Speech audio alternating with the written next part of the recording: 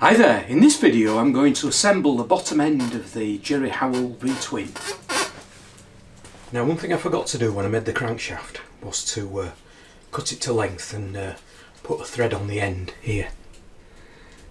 So what I've done is I've just bolted it to the table of the mill and centred the spindle, and I'm just going to put this thread on. So it's 3/8 by 24.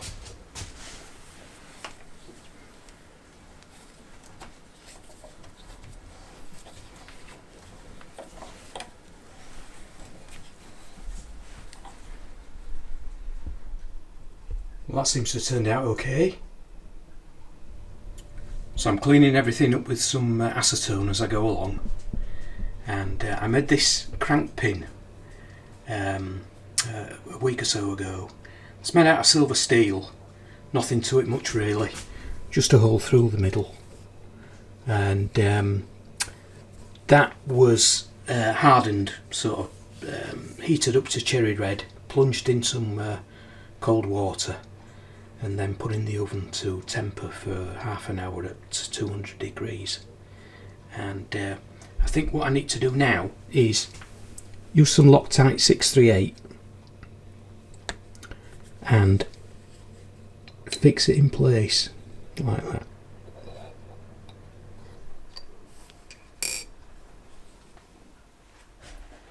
Now, I think I might have goofed up a little bit when I made this crankshaft housing, because I've pressed the bearings in, and the instructions suggest there's a sleeve that goes over the crankshaft which separates the bearings, and apparently this sleeve should be something like 3 thou greater than the inside faces of this aluminium housing. Something to do with expansion of different materials, of different types of metal, such as aluminium and mild steel. But I've tried pulling these out, and there's no way. These are in for the life of the machine, I think. But I think I'm going to be okay, because upon inspection, I've pressed these flat, but there is still a gap between the sort of back face and the actual aluminium housing, so I think I'll be alright. So what I need to do is to go over to the press and have a go at pressing that in. Scary. I think it should go in fairly easy, because there's only a couple of tenths of a thou difference, I think.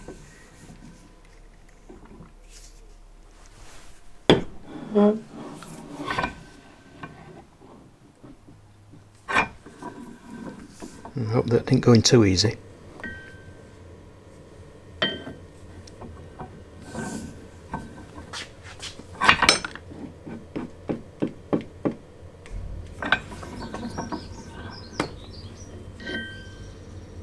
Oh, promising.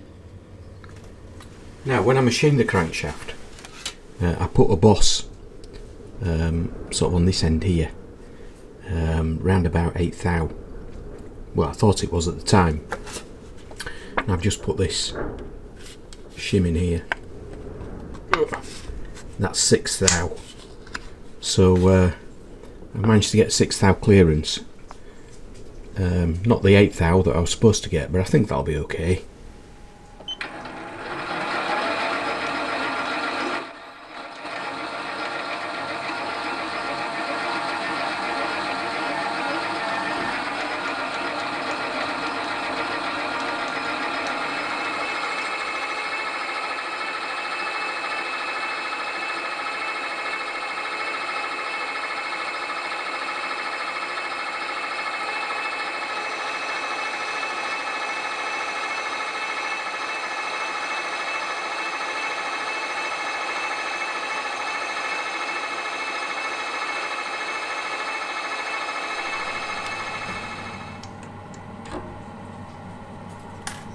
That was pretty good.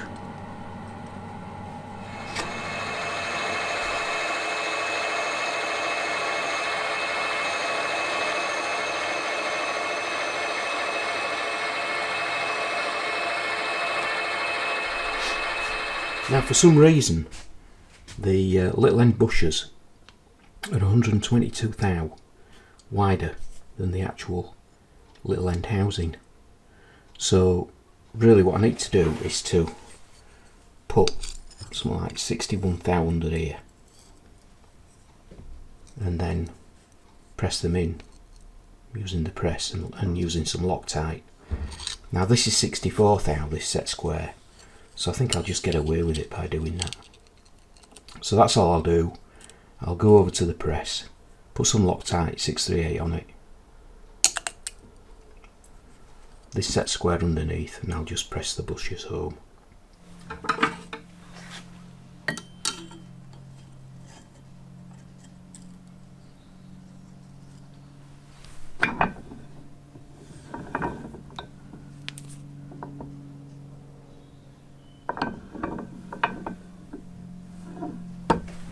So now I need to cut this tail shaft to length, and the idea is that put the bearing on, and there's a little retaining washer,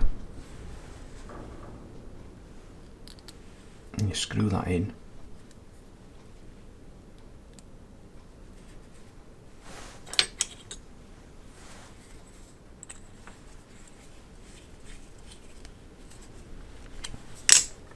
Bearing spins nicely.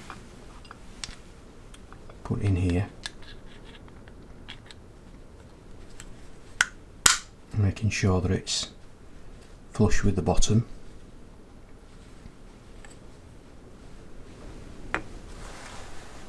So this has gone through this bearing here, albeit the crank disc fits into that bearing. So the idea is you push it on.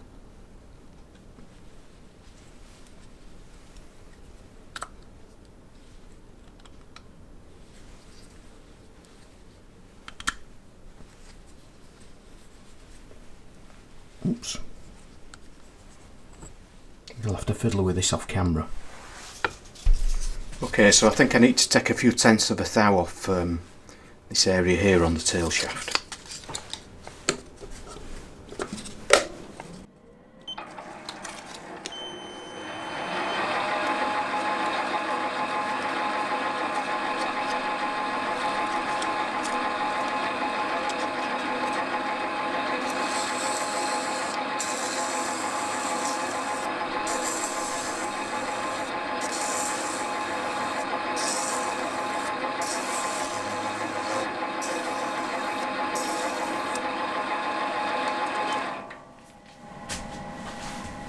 See if this fits.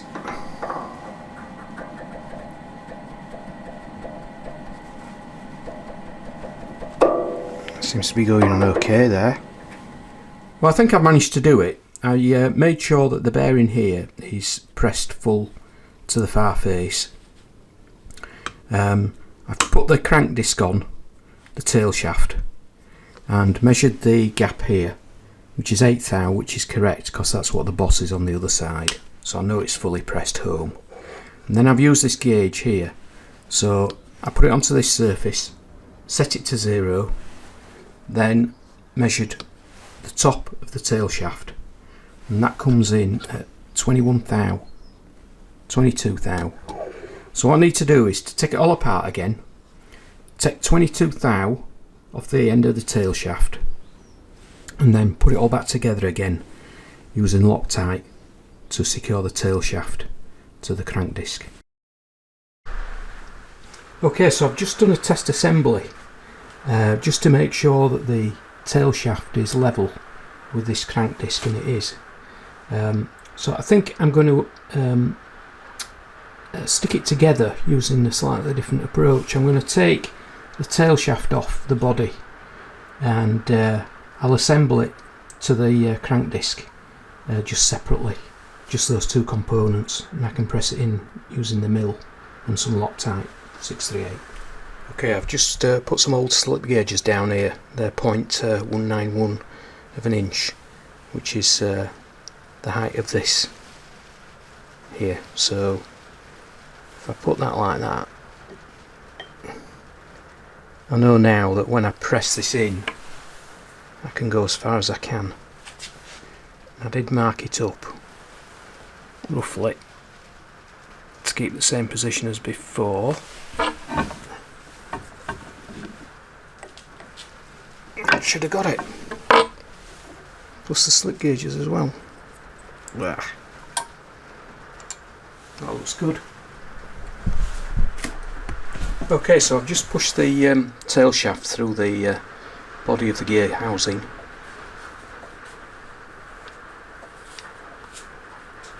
And I've put the gears in random order. Seem to be turning nice and freely though.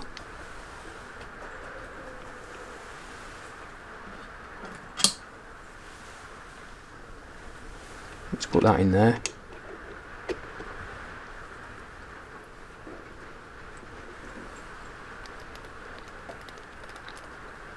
So I'll just put the cover on and just assemble it onto the body. So this end of the crankshaft fits into the hole on the other crank disc, and it's not sort of held by Loctite or anything like that. It just sort of hangs on in there, I think, if I can find it.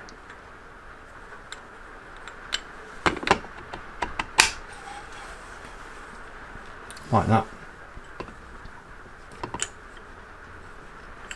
A little bit tight,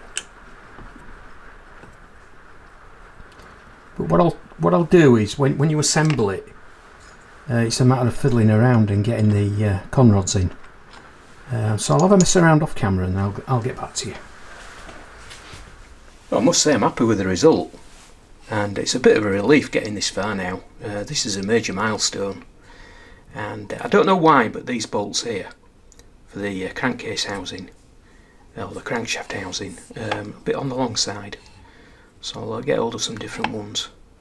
And all the gears are installed in the valve gear case, and the little oil pump is turning. That will drive a Hall sensor, I think, later on, so there's a little bit of work to be done there, a little bit more drilling, I think, but all in all, very happy with it. Needs a bottom, but as you can see there,